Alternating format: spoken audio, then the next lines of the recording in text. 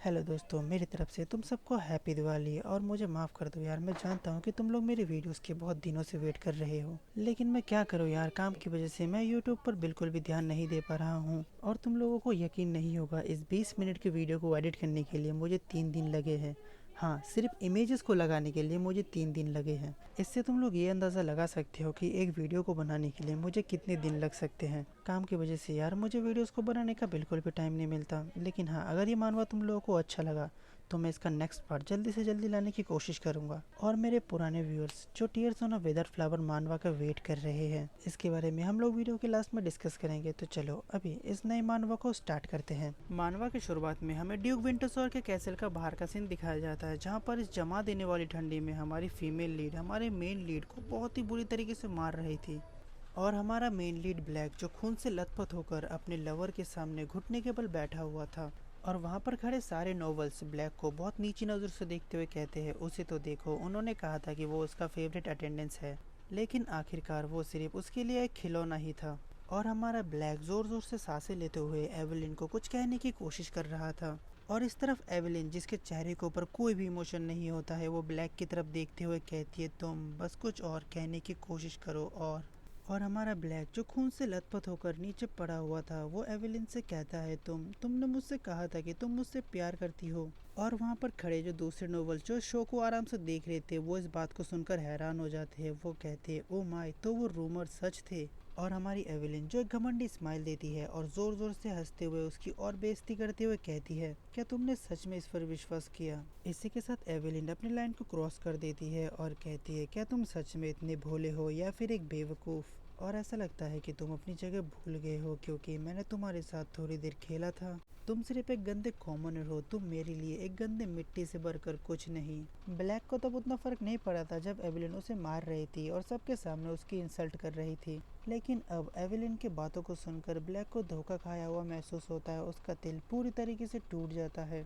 उसके बाद हमारा सीन शिफ्ट होता है और हमें सीधा 10 साल बाद उसी कैसल में दिखाया जाता है, जहाँ पर एक मेड और एक बटलर अपने काम के दौरान अपने पर्सनल काम को कर रहे थे। वो बटलर मेड को कमर से पकड़ के उसे दीवार के साथ चिपका देता है और वो मेड हंसते हुए कहती है, सच में मैंने तुमसे मना किया था ना कि यहाँ पर ऐसा मत करना। क्या होगा अगर लेडी एवेलिन को इसके बारे में पता चल गया। और वो बटलर हंसते हुए रिप्लाई देता है, अभी सब लोग बिजी है। फिर वो मेड कहती है, क्या तुम ऐसा इसीलिए कह रहे हो क्योंकि तुम्हें नहीं पता है कि वो चुड़ैल की पर्सनैलिटी कैसी है। फिर वो बटलर मेड को पीछे घूमने के लिए कहती है और वो मेड पीछे घूमते हुए कहती है फिर से, तुम्हें ऐसा क्यों करना है। और वो बटलर वॉल पे लगे हुए लेडी एवेलिन के पोर्ट्रेट को देखते हुए उसके गर्दन पे किस करते हुए कहता है, क्योंकि तुम्हारे बाल सुनहरे हैं।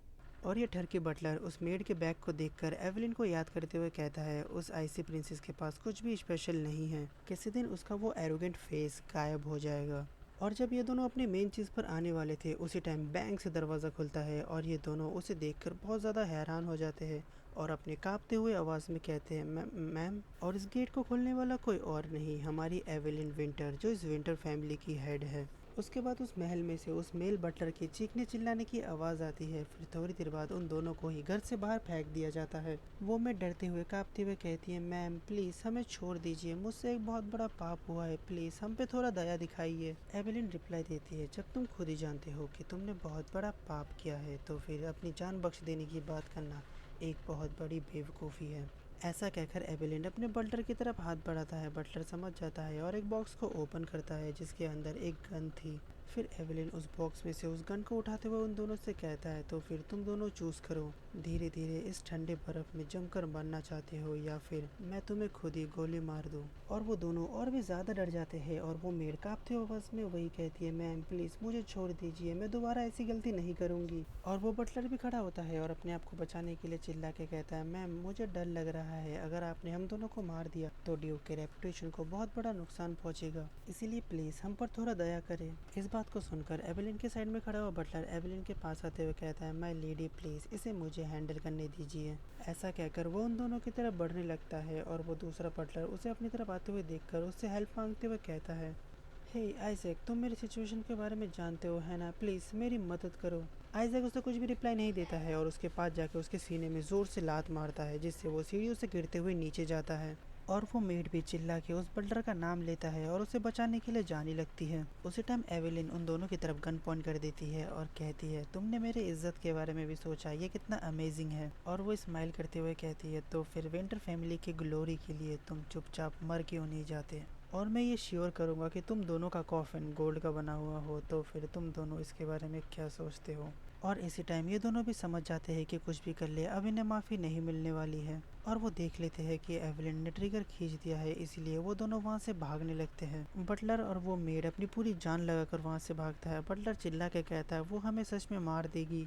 एवलिन विंटर, तुम्हें क्या लगता है कि तुम्हारा नाम तुम्हें और कितनी देर तक प्रोटेक्ट करेगा। नॉवेल्स का एरा अब ख़त्म हो गया है। और एवलिन बिना पलक झपकाए उनकी तरफ फायर कर देती है, लेकिन गन के खराब एमिंग की वजह से वो गोली दोनों में से किसी को भी नहीं लगती और वो दोनों ही बच जाते हैं।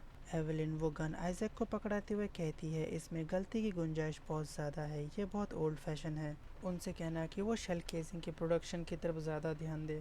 आइजैक उस गन को हाथ में लेकर हाँ में जवाब देता है और जब एवलिन वहाँ से जाती है तो आइजैक कहता है, माय लेडी, लगता है कि समुद्र जम जाने की वजह से आपके यहाँ से जाने का प्लान थोड़ी देर से होगी।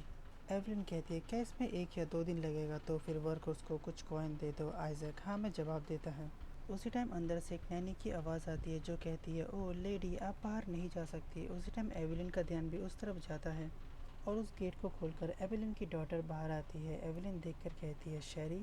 फिर नैनी भी बाहर आती है और एवलिन से शोर मचाने के लिए माफ़ी मांगती है। और एवलिन अपने स्टिक को आइजैक को पकड़ा के शेरी से कहती है, शेरी क्या आप चौंक गए हो। और एवलिन अपनी बेटी को गोदी में उठाते हुए कहती है, क्या आप ठीक हो, एक भेड़िया आ गया था लेकिन हम लोगों ने उसे भगा दिया, तो अब डरने की कोई बात नहीं है। और पीछे से नैनी कुछ कहने की कोशिश करती है लेकिन एवलिन उसे इग्नोर कर देती है और अपनी बेटी से कहती है, सब कुछ ठीक हो जाएगा। तो इस बार आपने क्या ड्रॉ किया है। फिर एवलिन उस ड्राइंग की तरफ देखती है और कहती है, एक फ्लावर, मैंने इसे इस कंट्री में नहीं देखा है, क्या आपने इसे किसी बुक में से बनाया है। और शेरी स्माइल करते हुए अपने सर को हाँ में हिलाती है। एवलिन कहती है, तुम सच में बहुत स्मार्ट हो। फिर एवलिन अपनी बेटी से दोबारा पूछती है, क्या आप इस फूल को मुझे देने वाले हो। फिर शेरी अपने सर को बहुत क्यूट वे में हाँ में हिला के जवाब देती है। फिर एवलिन थोड़ी देर तक अपनी बेटी को देखती है और अपने पास्ट के बारे में याद करती है, जब ब्लैक भी उसके लिए ऐसे ही एक फूल को बनाकर उसे देने के लिए लेकर आया था। ब्लैक अपने दोनों हाथों को पीछे छुपाते हुए कहता है, जब उसने उसे वहाँ जाने की परमिशन दी तो मैंने उनसे परमिशन लेकर इसे तराश कर बना दिया, और अगर आपको ये पसंद नहीं है तो आप इसे फेंक सकते हो। और तुम लोग ब्लैक के हाथों को देखकर ये अंदाज़ा लगा सकते हो कि ब्लैक ने इस फूल को तराशने के लिए कितनी ज़्यादा मेहनत की है। और ब्लैक कहता है, मुझे लगा कि मुझे ये सबसे पहले आपको दिखाना चाहिए। और एवलिन उस फूल को बहुत गौर से देखती है और कहती है, ये बहुत सुंदर है। और ब्लैक उसके इस बात को सुनकर हैरान हो जाता है। ब्लैक को बिल्कुल भी उम्मीद नहीं था कि लेडी एवलिन उस फूल को सच में पसंद करेगी। फिर एवलिन उस फूल को सूंघते हुए कहती है, ये कितना अफसोस की बात है कि इसमें कोई भी खुशबू नहीं है। और ब्लैक एवलिन की ऐसी हरकतों को बहुत हैरानी से देख रहा था। फिर वो शर्माते हुए एवलिन से कहता है, किसी दिन मैं आपको एक रेयर फ्लावर ला कर दूंगा। फिर वो उस दिन की बातों को याद करती है जब वो ब्लैक को बहुत बुरी तरीके से मार के उसे उस जगह से भगा दिया था। फिर हमारा सीन प्रेजेंट में शिफ्ट होता है, जहाँ पर लेडी एवलिन अपनी बेटी को गोदी में उठाकर अंदर ले जाते हुए कहती है, thank you Sheri, blue Daisy का स्मेल सच में बहुत अच्छा है। एक मिनट यार, ब्लू कलर का फूल किसने बनाया था, ब्लैक ने या फिर शेरी ने, या फिर मैं ही कलर ब्लाइंड हूँ, या फिर लेडी एवलिन ही नहीं मानना चाहती है कि वो ब्लैक को बहुत मिस कर रही है। उसी टाइम बाहर से एक सर्वेंट आकर बैंक से दरवाज़ा खोलता है और ज़ोर ज़ोर से हाँफते हुए कहता है, लेडी एवलिन, हम लोग एक बहुत बड़ी मुसीबत में हैं।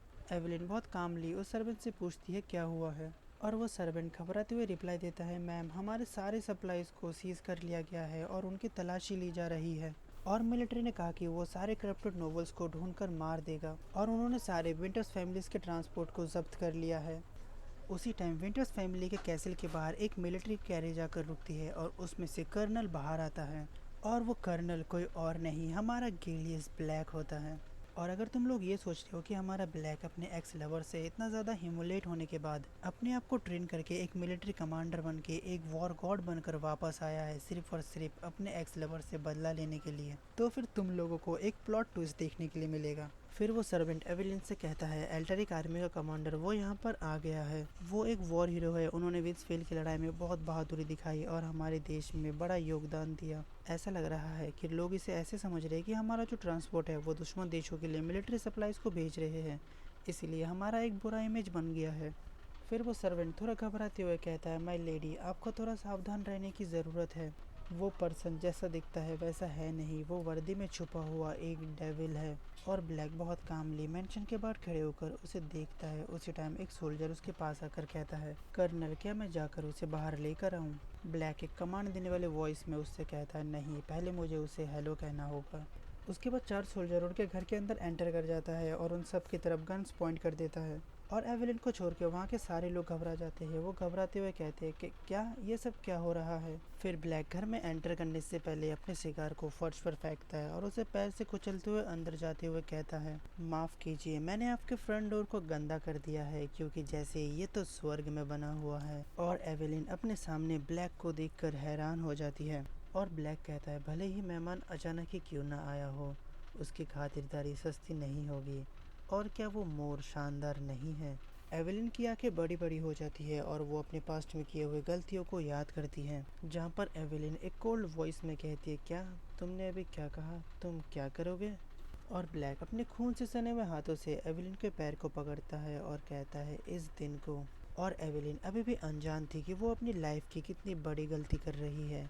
वो वही घमंडी टोन में ब्लैक से पूछती है, क्या? ब्लैक जो अपने टूटे हुए दिल और आंखों में आंसू लिए गुस्से भरी आवाज़ में कहता है, इस दिन को तुम अपनी पूरी जिंदगी भर पछताओगे। फिर हमारा सीन प्रेजेंट में आता है, जहाँ पर ब्लैक अपने हैट को उतारते हुए कहता है, अभी हाई कहने के लिए बहुत देर हो गई है और बहुत दिनों से हमारी मुलाकात नहीं हुई मिस ईवी। सो हमारा ब्लैक पास्ट में एवेलिन को प्यार से ईवी कहकर बुलाता था। वैसे ये नाम अच्छा है। और एवेलिन ईवी नाम सुनकर घबरा जाती है। उसे कंफर्म हो जाता है कि ये पर्सन कोई और नहीं, ब्लैक ही है। और घबराहट में वो अपनी बेटी के कंधे को थोड़ा जोर से प्रेस कर देती है। और उसकी बेटी को भी ये अंदाज़ा हो जाता है कि उसकी मम्मी सामने खड़े हुए बंदे को देखकर डर रही है। लेकिन एवेलिन अपने आप को शांत करती है और थोड़ी सी कांपती आवाज़ में उससे कहती है, तुमने कैसे किया? और ब्लैक अपने कैप को उतार के अपने सीने में लगाते हुए कहता है, नहीं, अब उन्हें मिसेस विंटर कहा जाता है। फिर हम थोड़ी देर बाद कैसल का बाहर का सीन देखते हैं, जहाँ पर एक सोल्जर खड़े होकर अनाउंसमेंट करता है, ड्यूक ऑफ विंटर ने एनिमी देशों तक जाने वाला समुद्र रास्ता खोल दिया है और शक है कि वो इस रास्ते से मिलिट्री का सामान, हथियार वगैरह चोरी छुपे ले जा रहे हैं। इसीलिए ड्यूक के पूरे परिवार को कहा जा रहा है कि सच पता लगाने के लिए हमारे जांच पड़ताल में हमारा साथ दें। और अगर आप लोग इस समय अपनी जॉब को छोड़ देते हैं तो इसे देश के लिए गद्दारी मानी जाएगी। और वहाँ पर खड़े सारे सर्वेंट खुसफुसाने लगते हैं। उसमें से एक बटलर कहता है, गद्दारी से आपका क्या मतलब है? और एक मेड कहती है, हमें इसका कोई परवाह नहीं है ना? लेकिन वो बटलर अभी भी पूछता है कि देशद्रोह से क्या मतलब है। मेड रिप्लाई देती है, इसके बारे में मुझे कोई भी आइडिया नहीं है। गिरफ्तारी के बाद हमें मिलिट्री ट्रिब्यूनल में पेश किया जाएगा। उसी टाइम एवेलिन अपनी छड़ी को जोर से नीचे मारती है और सबका अटेंशन अपनी तरफ लेते हुए कहती है, शोर मचाना बंद करो। अगर तुम लोग ऐसे ही लापरवाही से बोलोगे या कुछ करोगे जिससे मेरी फैमिली की इज्जत घटेगी, तो मैं तुम लोगों को कभी माफ़ नहीं करूँगी। और वो वहाँ से जाते हुए एक मेड से कहती है, मेरे लिए वो चाय लेकर आओ जो मैं हमेशा पीती हूँ। और इस आखिरी वर्ड से एवेलिन ने ये साबित कर दिया कि भले ही उसकी फैमिली अभी थोड़ी मुसीबत में है, लेकिन अभी भी सब कुछ नॉर्मली रहेगा जैसे पहले था। ऐसा कहकर वो कैसल के अंदर जाते हुए ऊपर की तरफ देखती है, जहाँ पर ब्लैक सिगरेट पीते हुए इस शानदार नज़ारे का मजे ले रहा था। और एवेलिन सोचते हुए खुद से ही कहती है, एल्टेरिक एम्पायर जो पावरफुल नेशनों से घिरा हुआ है। और भले ही एम्पायर के सोल्जर्स बॉर्डर को गार्ड कर सबको रोक रहे थे, लेकिन अंदर के लोग बहुत ज़्यादा घबराए हुए थे। और जब मशीनों और कारखानों का ज़माना आया, उस टाइम बदलाव तो आए, लेकिन नोबल्स और कॉमनर्स के बीच दूरियां और भी बढ़ गई और लोगों का भरोसा नोबल्स के ऊपर से उठ गया और उनके मन में गुस्सा एक तूफान के बादल की तरह जमा होने लगा। उसी टाइम हमारे मेन लीड गिलियस ब्लैक की एंट्री होती है। कोई भी उसके ओरिजिन के बारे में नहीं जानता है, कोई नहीं जानता है कि वो कौन है और कहाँ से आया है। एक ब्लैक बीस्ट जो एक डीमन की तरह लड़ाई करता है, एक गंदा मर्सनरी जो हर एक लड़ाई को जीतता गया और वो आम लोगों के लिए एक होप बन गया था और बुरे लोगों के लिए एक सरदर्द। फिर हमारा सीन प्रेजेंट में आता है, जहाँ पर ब्लैक विंडो के सामने खड़े होकर बहुत ही कामली एवेलिन से पूछता है, तुम्हारा हस्बैंड रोविन विंटर कहाँ है? एवेलिन कामली चाय पीते हुए ना सुनने का दिखावा करते हुए कहती है, कौन?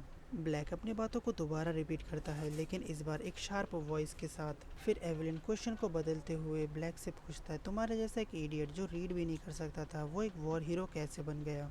और एक सोल्जर जो वहीं पर खड़ा था अपने कमांडर की इंसल्ट सुनने के बाद गुस्से से कहता है तुम्हारी हिम्मत कैसे हुई। लेकिन ब्लैक उसे रोक देता है और एवेलिन से कहता है हालांकि इन्वेस्टिगेशन रिपोर्ट में ये साफ साफ लिखा गया है कि वो मरा हुआ है, लेकिन हमें वहाँ कोई बॉडी नहीं मिली है। और इस बात को सुनकर एवेलिन बहुत ज्यादा हैरान हो जाती है। वो कहती है क्या तुम ये कहने की कोशिश कर रहे हो कि तुमने मेरे हस्बैंड के कब्र को खोदा है। ब्लैक रिप्लाई देता है हो सकता है कि मैं बहुत रूड हूँ, लेकिन इस केस में एक दो नहीं कई सारी ऐसी चीजें हैं जिस पर शक किया जा सकता है। और अब तुम लोग ब्लैक की आगे की बातें सुनो। मेरी वाइफ ने 10 साल पहले रोवेन विंटर से शादी की थी। हाँ तुम लोगों ने सही सुना, ब्लैक ने अभी अभी एवेलिन को अपना वाइफ बोला है। फिर ब्लैक कहता है इसके ठीक 3 साल बाद एक ट्रेन एक्सीडेंट में उसकी मौत हो गई। ये कितनी दुख की बात है। लेकिन एक्सीडेंट के गवाहों के अनुसार ये बात समझ के बाहर है कि बॉडी का नामो निशान तक नहीं मिला। फिर हम थोड़ी देर पहले का सीन देखते हैं जहाँ पर ब्लैक और उसके सोल्जर्स ने रोविन विंटर के कब्र को खोदा था, लेकिन उन्हें वहाँ पर कोई भी बॉडी नहीं मिलती है। और रोविन विंटर के मरने के बाद पिछले 7 सालों से पैसों का हिसाब डॉक्यूमेंट के साथ ठीक से नहीं बैठ रहा है।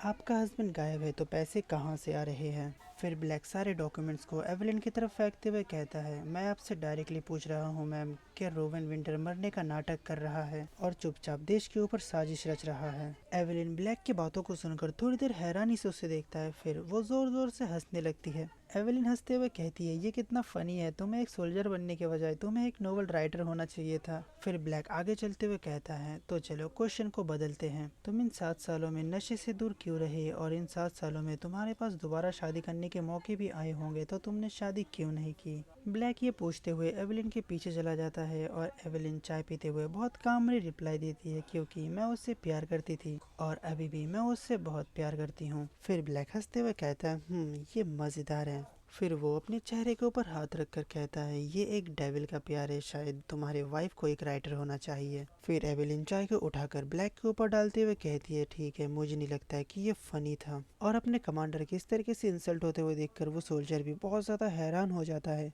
लेकिन वो कुछ नहीं कर सकता था क्योंकि ब्लैक ने ही खुद उसे रोक रखा था। और इस चाय वाले सीन से लगता नहीं कि ब्लैक को कुछ फर्क पड़ा था, वो बस नॉर्मली एवेलिन को देख रहा था। एवेलिन उसके सामने खड़े होकर आंखों से आंखें मिलाते हुए कहती है अपने सोल्जर्स को लाइन में खड़ा रखकर डराने और धमकाने से क्या लगता था कि मैं डर जाऊंगी। जाओ जाकर सही सबूत लेकर आओ और मेरे मरे हुए हस्बैंड की इंसल्ट मत करो। फिर एवेलिन अपने चाय को कप को फेंक के वहाँ से जाते हुए कहती है मैं तुम्हारे घर में हूँ इतना पास कि मैं तुम्हें गले लगा सकता हूँ, लेकिन मैं फ्री नहीं हूँ, इसीलिए अभी इस घर से निकल जाओ। और ब्लैक अपने बालों को ठीक करते हुए चुपचाप वहाँ पर खड़े रहता है। फिर हम हॉल रूम का सीन देखते हैं जहाँ पर एवेलिन सीढ़ियों से ऊपर की तरफ जा रही थी। उसी टाइम वो किसी चीज को देखकर हैरानी से जम जाती है और सामने उसकी डॉटर होती है। एवेलिन कहता है शेरी क्या आप डर गए हो, कोई बात नहीं अभी सब कुछ ठीक है, मेरे पास आ जाओ। लेकिन शेरी एवेलिन के पीछे ब्लैक को देखकर बहुत ज्यादा डरी हुई होती है, इतना ज्यादा कि वह वहाँ से हिलती भी नहीं है। और वो डरती भी क्यों नहीं, इस कुत्ते को तो देखो एक छोटी बच्ची को किस तरीके से घूर रहा है, अबे पागल वो फ्यूचर डॉटर है तेरी। फिर ब्लैक एवेलिन को बुलाता है मैम और एवेलिन बहुत हैरानी से पीछे घूमती है। ब्लैक कहता है कुछ ऐसी बात थी जिसे मैंने मेंशन नहीं किया और एवेलिन मुंह पर ही मना कर देती है ये कहकर कि मैं सुनना नहीं चाहती।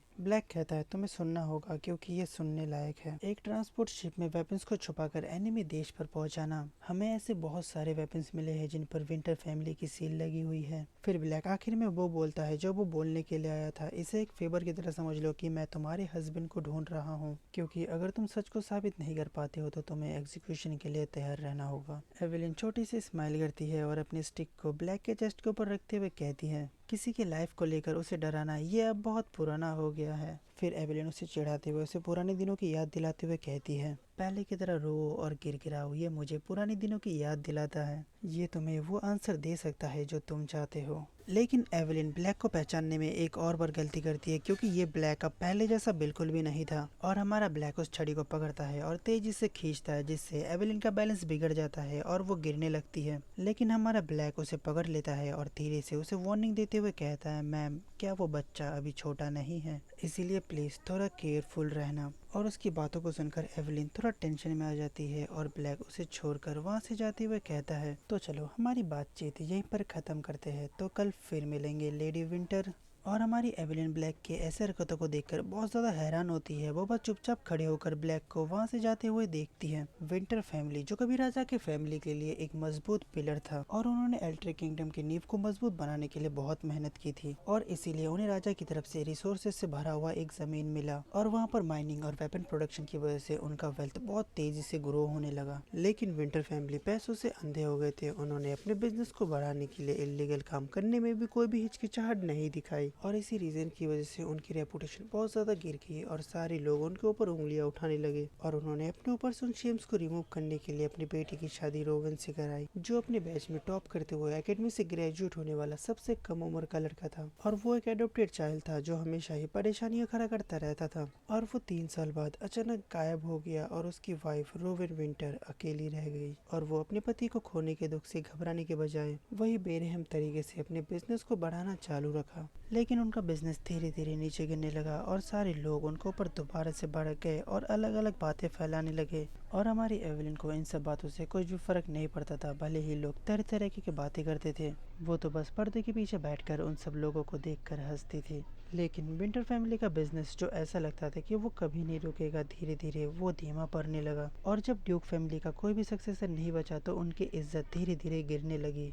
फिर हम अगले दिन का सीन देखते हैं जहाँ पर एवेलिन ब्लैक की बातों को सुनकर गुस्से से कहती है, तुम क्या कह रहे हो? ब्लैक बहुत शांति से कुछ डॉक्यूमेंट्स को एवेलिन की तरफ करते हुए कहता है, मैं तुम्हारे नाम और टेरिटरी को खरीदना चाहता हूँ।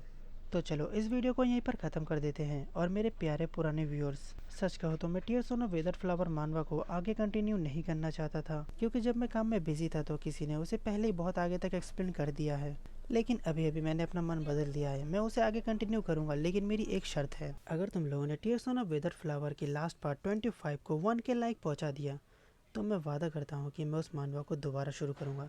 हाँ मैं जानता हूँ यार, मेरे छोटे से चैनल के लिए ये बहुत बड़ा टास्क है, लेकिन अगर तुम लोग ये कर देते हो तो मैं ज़रूर कंटिन्यू करूँगा।